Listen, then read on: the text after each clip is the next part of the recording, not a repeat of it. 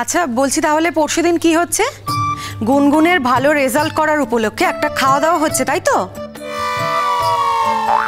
তার কি করব, চলে গিয়ে এত কষ্ট দিয়েছিল, তারপরে অবশ্য প্রচুর আনন্দ দিয়েছে, এটা ঠিকই। তারপরে আবার একটা ব্রিলিয়েন্ট রেজাল্ট করেছে, খুব ভালো।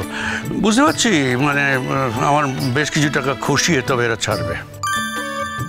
আমার তো মনে হচ্ছে আমি বানের জলে ভেসে এসেছি। আমার তো কোনো দাম নেই তোমার কাছে, কোনো দাম নেই, কোনো দাম নেই। ইচ্ছা করে আবার কাঁদছে কেন? ওনার আবার এরকম কথা মনে হচ্ছে কেন? আপনি ভালো করেই জানেন বড়দা, বড়দির এরকম কেন মনে হচ্ছে। আপনি জানেন না যে পরশুদিন আপনাদের বিবাহবার্ষিকী, আপনাদের 40 বছরের বিবাহবার্ষিকী। আর এইরকম একটা দিনে আপনি বড়দিকে ভুলেই গেলেন, বড়দিকে আবার ফেলে রেখে আপনি চলেও যাচ্ছিলেন। চলে আর যেতে পারলাম কোথায়? সেই তো আটকে পড়ে থাকলাম।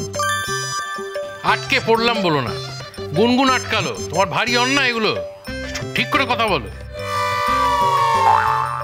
ওই হলো আর কি। এক কাজ করো, তোমার বড় বৌদিকে ওই দিন ওটা বড় থালায় বেশ বাটি বাটি করে সমস্ত মাছ মাংস আর যা যা আছে ভালো করে যেটিকে খাইয়ে দিও। খাবো না, আমি কিচ্ছু খাবো না।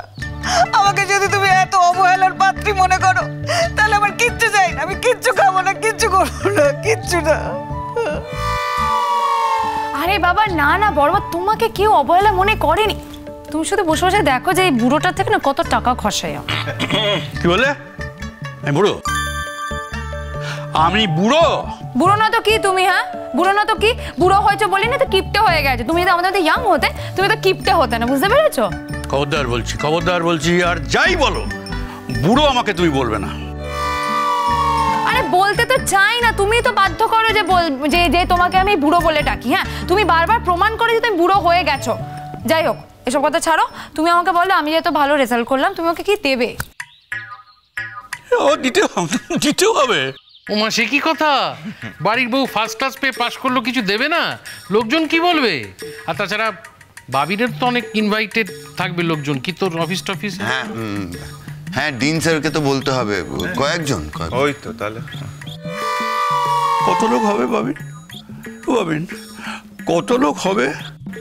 বা তো জোনা 50 তো হবেই মিনিমাম। পাড়ার প্রতিবেশী, পাড়ার ছেলেরা 70-80 তো হতেই পারে। যা রেজাল্ট ফার্স্ট ক্লাস। অনেক খরচা। খরচা তো কি হয়েছে? হ্যাঁ মানে খরচা হলে খরচা হবে, তাই বলে কি অনুষ্ঠানটা হবে না? তাই বলে আমি যে এত ভালো রেজাল্ট করলাম, ফার্স্ট ক্লাস পেলাম, সেই ব্যাপারটা কি ঝিমিয়ে যাবে? না, এটা আমি হতে দেবো না। আর যদি এটা হয় তাহলে কিন্তু আমি পরে ক্লাসে ভর্তি হব না বলে রাখলাম। বাপরে বাপরে বাপরে বাপরে বাপ, এই তো আমাকে মেরে ফেলবে এই মেয়েটা। ফের এক কথা বলছো? ঠিক আছে ঠিক আছে ঠিক আছে, 50 জনই হলো। কিন্তু একটা কথা তোমাদের আমি সবাইকে বলে দিচ্ছি, মেনুটা কিন্তু আমি যেটা পছন্দ করব সেটাই হবে। হ্যাঁ, আরে এই যে মেজো ভাইটা বাড়িতে নেই, তাকে বাদ দিয়ে তোমরা অনুষ্ঠান করবে? এই বেলা তোমাদের বাবা বাবা বাবা, সে বাবা বাবা বাবা কি হলো? বাবা এলে আবার হবে। কি? তা কি করব? বাবা যদি না থাকে তাহলে তো কিছু করার নেই। মানে দেখো, তোমার অ্যানিভার্সারি ডেটটা তো আর ফিরে আসবে না, তাই না? বিবাহবার্ষিকী তো কথা হয়নি, কথা হচ্ছে তোমার রেজাল্ট নিয়ে। মানে এই রেজাল্টের ব্যাপারটা যদি না বলতাম তাহলে তোমাকে আর পটানো যেত না, তাই না? তাই রেজাল্টের ব্যাপারটা বলেই তোমাকে পটালাম। তারপর তোমাদের অ্যানিভার্সারিটাও আমরা করে নেব, তারপর বাবা এলে তারপর নয় একবার। না না না না না না না না, আর একবার কিছু না। শোনো, আমার জন্য কিন্তু এখনো একটা বিরাট অনুষ্ঠান বাকি আছে। হ্যাঁ সেটা তুমি হয়তো ভুলে যেতে পারো, কিন্তু আমি কিন্তু এখনো ভুলিনি। আবার কি অনুষ্ঠান? হ্যাঁ হ্যাঁ মা লক্ষ্মী, বলো তো কি অনুষ্ঠান? বলো বলো বলো বলো বলো বলো বলো বলো লক্ষ্মী মা আমার। খবরদার, তুমি আমাকে ভেঙাবে না বলে দিচ্ছি। হ্যাঁ বেশ করবো, ভেঙাবো। তুমি মুস্কাচ্ছ কেন? ওস্কাচ্ছি? আমি ওস্কাচ্ছি? আরে ওর যদি একটা অনুষ্ঠান থাকে ও সেটা বলবে না? সত্যি বাবা, আপনারা দুজনে এত ঝগড়া করেন, 40 বছর একসাথে যে কি করে আপনারা কাটালেন সে একমাত্রই ওপরওয়ালাই জানে। তুই আমাকে বলছিস আমি ঝগড়ুটে? তোর দাদা ঝগড়ুটে না? ও বর্দি, তুমি কেন ঝগড়ুটে হতে যাবে? তুমি ঝগড়ুটে না, ঝগড়ুটে হচ্ছে ওই যে বর্দা ঝগড়ুটে। হ্যাঁ হ্যাঁ, আরো তেল দাও, আরো তেল দাও। ও মা, আমি আবার কখন তেল দিলাম? শুনুন বর্দা, আমি না কাউকে তেল দিয়ে কোনো কথা বলি না, আমি সোজা সাপটা কথা বলি। দেখুন 50 জনের আয়োজন করা হয়েছে, মেনুটা আমরা সবাই মিলে ঠিক করব। আপনি একা কিন্তু মেনু ঠিক করতে পারবেন না, কারণ আপনাকে যদি মেনু ঠিক করতে দিই আপনি তো ওই পাতলা মাছের ঝোল আর ভাত খাইয়ে দেবেন, দিয়ে বলবেন যে আপনি 50 জনকে খাইয়ে দিয়েছেন। সেটা তো আমরা করতে দিতে পারি না, তাই না? আমার কাছে বেশি টাকা নেই ছোট বৌমা, তুমি একটু বোঝার চেষ্টাটা করো। আচ্ছা আচ্ছা বর্দা, ঠিক আছে, আমরা অতটাও অবিবেচক নই। আপনার কাছে যা টাকা আছে সেই অনুযায়ী মেনু ঠিক হবে, কেমন? সব উড়িয়ে শেষ করে দেবো। আচ্ছা, এটাই কি তুমি চাও? জ্যাঠাই, 50 জন মাত্র লোক খাওয়াতে তোমার এই অবস্থা, আমি তো কিছুই মানে। এই ক্রেজি, তুমি একটু টাকা দেবে না? আমি টাকা দেবো? যেটাই কি নিতে চায় আমার কাছে? নিতেই চায় না। নেয়নি এতদিন, এবার নেবে। কখনো নেবে না। এমনিতেই ও যা টাকা পায় সমস্ত কিছু ধরে দিয়ে দেয়, তারপরে যা ওর কাছে একটু বাকি টাকাই থাকে সে টাকাও কি ও সংসারে ঢেলে দেবে না? তা কেন? আরে ওর একটা সংসার রয়েছে, একটা বউ আছে, আর সে বউ যেমন তেমন বউ নয়, খেয়ালি বউ। তারও তো শখ আহ্লাদ মাঝে মাঝে মেটাতে হবে নাকি? এই যে বলছে দুজনে বেড়াতে যাবে, সেখানে তো একটা খরচা আছে না? আর শুধু দুজনে বেড়াতে তো যাবে না, গেলে তো এই বাড়ির সব পঙ্গপাল সব লগে যাবে।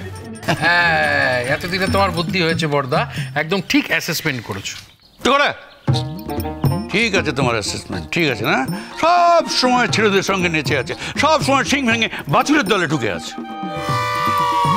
যে বলেই তুমি আমাকে অপমান করো না কেন, ওরা পারবে আমায় ছেড়ে থাকতে? কখনো না। পটকা ছাড়া আমরা মানে জল ছাড়া মাছের মতো। ঠিক বললাম, একদম আমার মনের কথা বলে দিল। কি ব্যাপার বাবিন? কি আজ কি ব্যাপার এত হাসি খুশি যে? কি বাবা, কতদিন কিন্তু বাবিনকে আমরা হাসি খুশি কথা হচ্ছে। তুমি কোথায় আছো? এদিকে এসো। আর তুমি বলছো না কেন যে কালকে আমাদের ভাব হয়ে গেছে? আর শোনো, আর আমরা প্রমিসও করেছি যে আমরা কোনোদিন ঝগড়া করব না। আর ইনফ্যাক্ট আমি ওকে বলেছি যে আমি বাড়ি ছেড়ে কোনোদিন, কি আর সত্যি কথাই তো বলছি। তুমি তো আমাকে বলে তুমিও আমাকে ছেড়ে কোনোদিন যাবে না, এই জন্য মনে একটু মানে মনটা খুশি খুশি আছে। তাই গুনগুন, আচ্ছা এত কথা এখানে আর বলার দরকার নেই, থাক। কেন থাকবে কেন? যখন আমাদের ঝগড়া হতো তখন তো তোমাদের বলতাম নাকি? হ্যাঁ, তখন তোমাদের সকলের সাথে শেয়ার করতাম। তাহলে আমি ভাব হয়েছে বল, মানে অসুবিধাটা কি? বড় মা, অসুবিধাটার কথা বলো তো। হ্যাঁ, ও ছোট, অনেক কাজ পড়ে আছে, নি চ। হ্যাঁ বর্দি, যাবো তো, একটুখানি দাঁড়াও না। আরে দাঁড়াও না, কোথায় আছো? একটা কথা শুনে যাও। বলছিলাম যে কালকে না ও একটা গান গেয়েছিল, জানো, মানে ভীষণ ভালো গেয়েছিল। কি হচ্ছে বলতে দাও। আরে ও এমনি দিনও ভালো গান গায়, কিন্তু কালকেরটা না মানে একটু এক্সট্রাই ভালো ছিল। এত ভালো গান গেয়েছে না, কালকে সেই গানটা শুনতে শুনতে তো আমি ওর কোলে শুয়েই পড়েছি। আমি একটু ওপরে যাচ্ছি, কাজ আছে বুঝলে, কাজটা সেরে। আরে দাঁড়াও না, তাই তো হয়েছিল, সেটাই তো বলছি। হ্যাঁ ঠিক আছে, পরে কথা বলি। কাজ কি হয়েছে?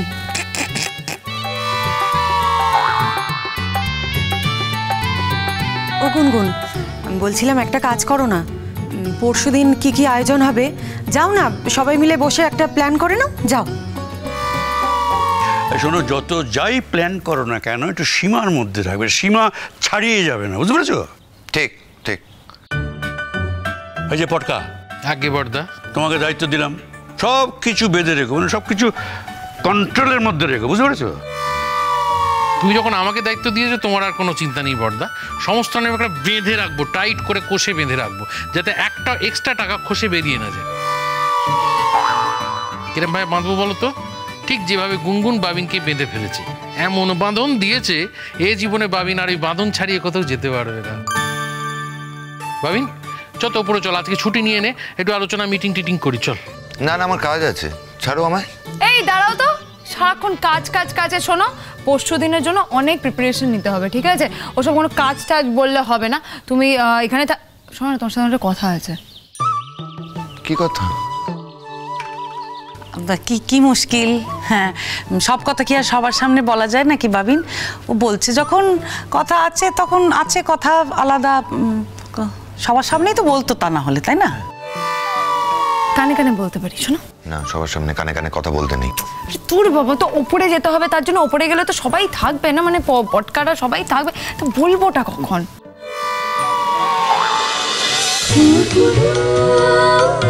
খুন খুন